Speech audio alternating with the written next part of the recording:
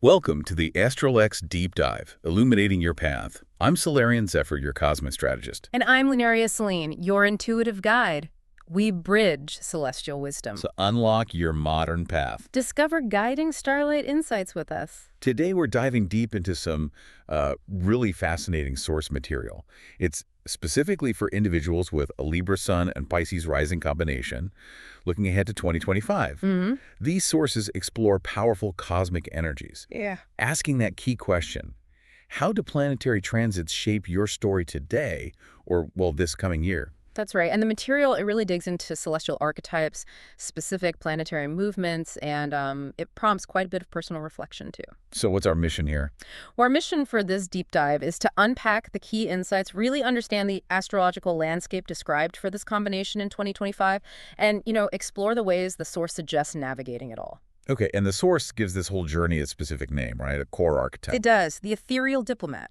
Ooh, I like that. The Ethereal Diplomat. It feels instantly evocative. It is. And the source describes it as this almost alchemical fusion. You've got the Libra Sun energy, which it calls the harmony ambassador. Right. The sculptor of equilibrium, always seeking that balance, like the scale. Exactly. Finding that perfect poise. And then that energy blends with the Pisces Rising, Which the source calls the dreaming oceanid. So that's the part navigating the collective consciousness, the intuition, the empathy, that connection to the unseen. watery depths. Precisely. So the Ethereal Diplomat brings those two powerful, quite different energies together. And for 2025, what's the role described for this archetype? The source material paints a really clear picture. It says you're called to mediate. Mediate between the tangible, the world of form and structure. And the transcendent, the world of spirit and intuition. Yes, exactly that. It's not just about finding external balance anymore. It's about weaving justice and harmony through what it calls celestial compassion. Wow. So diplomacy rooted in empathy, like deep spiritual understanding guiding the balance seeking. That integration, spirit and form, justice and compassion, that's really the core theme the source highlights for 2025 here. And this role, this ethereal diplomat, it's shaped by the specific astrological weather of the year. Right, let's get into that. The source calls it the quantum astrology landscape of 2025. So what are the major planetary players influencing this journey? Okay, so the most significant shifts, well, they really start with Pluto moving into Aquarius. And for this specific Libra Sun, Pisces Rising combo, that lands right in the 7th house. The 7th house. Relationships, partnerships, marriage, even open enemies, right? That's the one. And the source calls this placement a relational singularity. A relational singularity. That phrase alone suggests something really intense, transformative. It absolutely does. Think about Pluto's power for, well, total transformation, meeting the house of one-on-one connections. The source talks about quantum entanglement with revolutionary alliances. So this affects marriage, business partnerships, contracts. All of it. Your most significant bonds. Pluto demands authenticity, like at the deepest level. So the source suggests old bonds, ones not built on truth. They might just shatter. Oof. Yeah. But it clears the way to forge what it calls soul-level covenants. It's a time where your closest relationships are basically being rewritten, fundamentally. Soul-level covenants. That sounds challenging, but also incredibly profound. It's definitely not surface-level harmony anymore. Not at all. It's plumbing the absolute depths of connection. Okay, moving on. We also have Saturn. It's continuing its journey through Pisces. And for this combo, that's sitting in the 10th house. Yeah. Career, public image, destiny. Correct. And the source pairs two interesting phrases for this. Karmic architecture merging with career mirage. Karmic architecture and career mirage. Okay, break that down. What does that mean in practice for the Ethereal Diplomat? Well, Saturn brings structure, discipline, accountability, right, in Pisces. And in the 10th, the source says this calls you to build a legacy, but not just based on, external achievements or status symbols. So something deeper. Yes, through spiritual pragmatism. It's about grounding your ethereal, intuitive gifts, that Pisces rising energy, into the tangible world, your career, your public contribution. And the career mirage part. That suggests that illusions about what success really means might just dissolve. It forces you to build something with genuine soul, real meaning. So less about chasing the external validation, more about building a structure that actually supports your deeper purpose. Precisely. Aligning your public life with your soul's calling. Then we have Jupiter. Big shifts there, too. Planet of expansion, opportunity. Where's it going? It starts 2025 in Gemini, in the third house. I- But then around May, June, it shifts into Cancer, into the fourth house. Okay, Jupiter in the third, busy mind. The source calls it a neural bloom. Yeah, definitely. Before June, Jupiter and Gemini in the third really amps up communication, learning, local connections, gathering information. Your mind might feel like it's buzzing. Intellectual expansion. Totally. But then, when Jupiter enters Cancer in the fourth house, the source says it floods your ancestral waters. Wow. Floods your ancestral waters. That phrase hits differently. Very deep, very personal. It really does. The fourth house is all about roots, home, family, ancestry. So when Jupiter expands this area, the source suggests it turns your emotional roots, your family history, into this powerful, creative wellspring. So connecting with lineage could unlock creativity. Tremendous creative potential, yeah. And emotional abundance. Healing old family patterns becomes key. That sounds like where the Pisces depth can really merge with something tangible and healing. Okay, what about eclipses? The source mentions key ones in Aries and Libra. Yes, March 29th and September 17th, they hit the 6th and 12th houses for this combination. And the source calls these karmic tides. Right. Eclipses always bring fated events, accelerations, often endings and beginnings along that axis. So here, it's the 6th house, daily routines, work, service, health, and the 12th house, subconscious, spirituality, surrender, hidden stuff. So for the Ethereal Diplomat, this dynamic between service and surrender, how does that play out? Well, the source describes this axis as the place where your healing work, maybe your daily tasks, your service to others in the 6th, becomes a prayer in motion, which is very 12th house. Finding the sacred in the mundane. Exactly. Realizing even routine duties can be acts of devotion or self-healing. And it's also about releasing those subconscious patterns from the 12th house that are impacting your daily life and well-being in the 6th. Integrating the spiritual and practical in everyday life. Yeah. Okay, you mentioned earlier the source connects these cosmic shifts to how we might feel them physically. This idea of somatic resonance, that's fascinating. It really is. It bridges the gap, Thank you. between the abstract planets and our actual lived experience. The source gives specific examples for this combo. Okay, like with Pluto in Aquarius in the 7th, that intense relationship transformation. The source suggests you might literally feel electric pulses, maybe in your palms or your solar plexus during those big breakthrough moments or conversations. Wow, electric pulses, and it suggests grounding. Simply clasping your hands together, physically containing that relational lightning, as the source puts it. Such a specific image. Okay, what about Saturn in Pisces in the 10th, that weighty public destiny feeling? That's linked to maybe a dull ache in the shoulders or the knees, feeling that pressure of responsibility of public expectation. The source calls it destiny fatigue. Destiny fatigue. What a phrase. It really captures that feeling of carrying your calling, and the suggested remedy is salt baths. Yeah, salt baths, proposed as a way to help dissolve that heaviness physically and energetically, releasing some of that pressure. Makes sense. And Mars in Leo, that hits the 2nd house, value and self-worth, around July, August. Right. So when you need to assert your worth, claim your value, that fiery energy might show up as like fire in the throat or the wrists. Oh, interesting. And the suggestion? Anointing pulse points, like the wrists, with vetiver oil. It's very grounding, very earthy. Help soothe that intensity and anchor your sense of self-worth. It's amazing how the source connects these huge energies to such specific felt sensations and offers simple embodiment practices. It really brings the astrology down to earth, or maybe into the body is better. And the source doesn't stop there. It connects this Libra Sun, Pisces Rising archetype to echoes in history and culture, too. Oh, yeah. Who does it point to as embodying this blend? It mentions figures like Auguste Rodin, the sculptor. Rodin. Okay, I can see that. Libra form making, but with that deep Piscean fluidity and emotion in the stone. Exactly. And Felix Mendelssohn, the composer, balancing Libra's structure and harmony with Pisces' sort of boundless inspiration, creating symphonies as spiritual bridges. And there's that legacy line the source quotes, "Your hands translate the divine, your heart harmonizes chaos." That really fits the Ethereal Diplomat.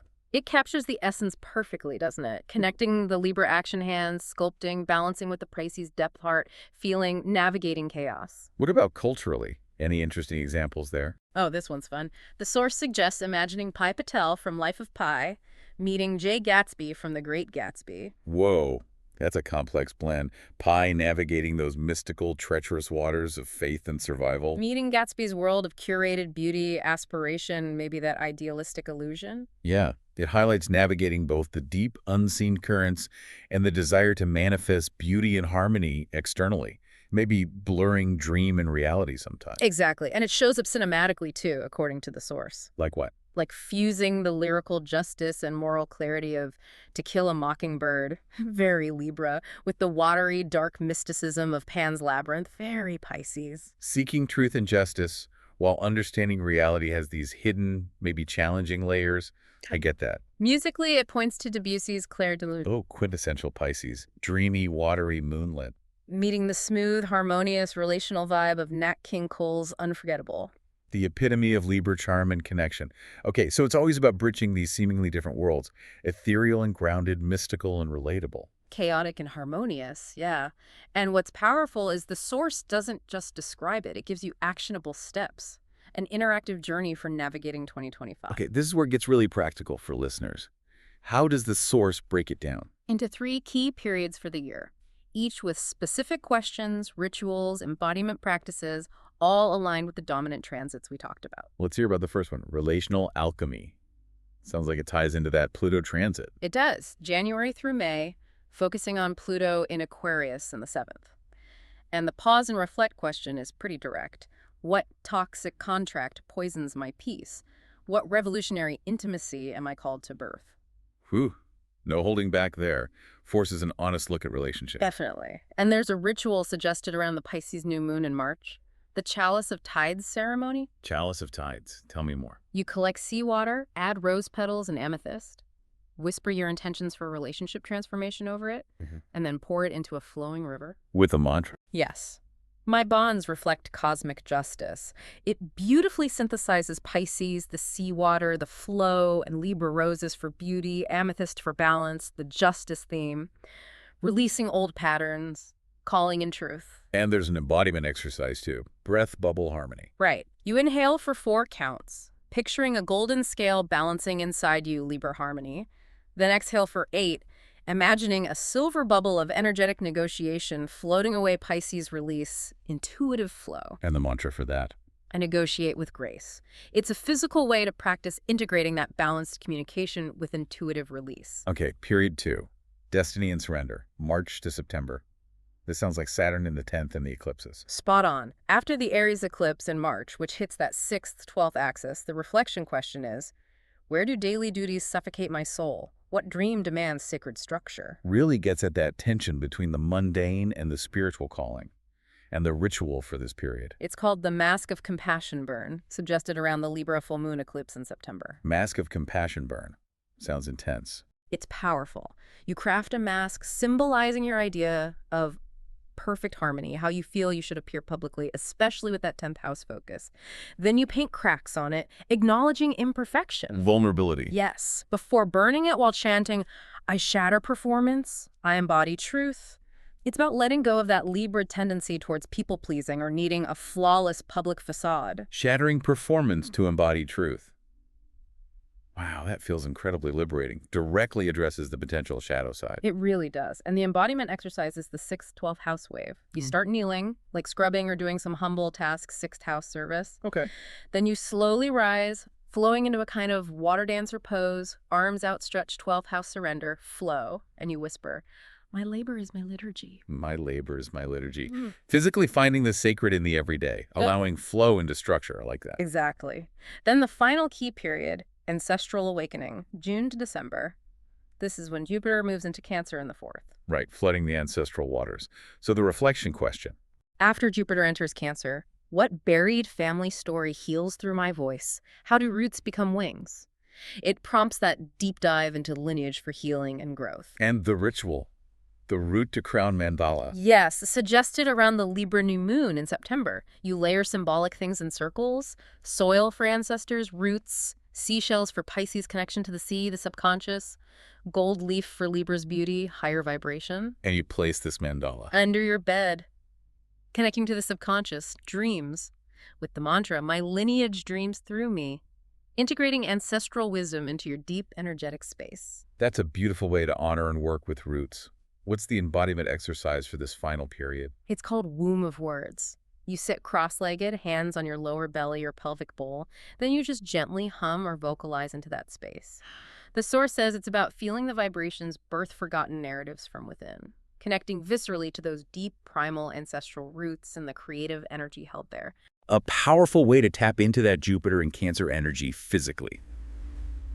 Okay, so beyond navigating the year, the source also looks ahead. Potential outcomes based on choices. The three rivers of destiny. Exactly, like potential timelines you might flow into based on how you engage. The first is the Mystic Mediator timeline. And this emerges if you actively engage with that Pluto transformation in relationships and the Jupiter ancestral work. That's what the source suggests, yes. The outcome described is pioneering new relationship models, healing ancestral wounds, maybe not just for yourself, even founding diplomatic sanctuaries or doing significant peace work. Your legacy becomes being a soul bridge. And the key choice for that timeline. Trusting intuition over pure logic in negotiations and interactions, leaning into that Piscean wisdom within the Libran framework. Okay, timeline 2, the visionary architect. This one comes from mastering that Saturn in the 10th energy, integrating the eclipse lessons, the outcome, structuring your ethereal gifts into tangible forms. Like opening galleries, spiritual centers, creating public art. Exactly. Monumental stuff even. Redefining success as sacred service. Making a real-world contribution from your unique gifts. The key choice here is grounding those big dreams in daily discipline. Structure. Taking the Pisces vision and giving it solid Libra-Saturn form. Makes sense. Now what about the third river? The one to be mindful of avoiding. That's the ghosted mediator timeline. This is presented as the path that unfolds if you resist the transformative pressures, especially from Pluto and Saturn. Now, what does that resistance lead to, according to the source? Well, unprocessed 7th house relationship stuff can lead to codependence, losing yourself. Saturn in the 10th might feel like failed martyrdom, burdened unseen efforts, burnout, escapism. Unfulfilled potential. Yeah, dreams not grounded, even chronic fatigue from the energetic drain.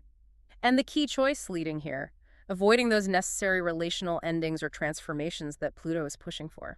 That really underscores the importance of engaging with the discomfort, the transformation that 2025 offers this combination. It really frames the challenges as crucial opportunities for growth, conscious choice.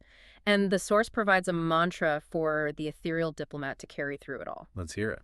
I am the scales and the sea balancing light in liquid darkness. Where justice meets mercy, I dream bridges into being. Oh, that's beautiful. It perfectly synthesizes the Libra scales, the Pisces sea, the balance, the mystery, and that core calling to build connections where opposites meet. It does, and there are brief astrological footnotes too, just reinforcing these points. Like, How Pisces rising dissolves Libra's maybe purely intellectual harmony into real empathic artistry. How Pluto in the 7th revolutionizes through that relational alchemy. Saturn in the 10th demanding sacred accountability in your legacy. And it highlights those key body zones again. Hands for Libra's touch, feet for Pisces grounding and navigation, the third eye for intuition. and it wraps it all up with a final synthesis quote. Yes. When the diplomat's grace dances with the oceanid's depths, new worlds emerge from the tides. A powerful image of integration. Wow. This deep dive really shows 2025 is a year of profound potential for the Libra Sun. Pisces rising individual. Demands presence, courage. And a real willingness to blend the practical with the mystical. Yeah. We've journeyed through the core archetype, the astrological landscape, the somatic feelings, the cultural echoes, the practical steps, even those potential future timelines. And for you listening, regardless of your own specific placements, maybe think about how these themes resonate. Mediating different worlds, transforming connections, finding soul in your work, connecting with your roots. How does that touch your journey? Yeah, definitely food for thought. And here's a final one to leave you with, building on that idea of accessing ancestral waters and liquid grace. What hidden wisdom might be held in your own personal history, your roots, your deepest emotional core? And how might accessing that through intuition and compassion help bridge opposing parts of your life? Logic and emotion, maybe. Career and spirit. Or even help bridge divides you see out in the world. Something to ponder as you navigate your own unique tides. As our cosmic journey concludes, we hope this deep dive illuminates your path for 2025. Dive deeper into your unique path by requesting your email audio reading now. You can find the link for that right in the description below. Also, explore the episode resources and links related to everything we discussed today. All details are waiting for you there. Ignite. Think. Become. Subscribe for more Starlight Insights. Thank you for joining us.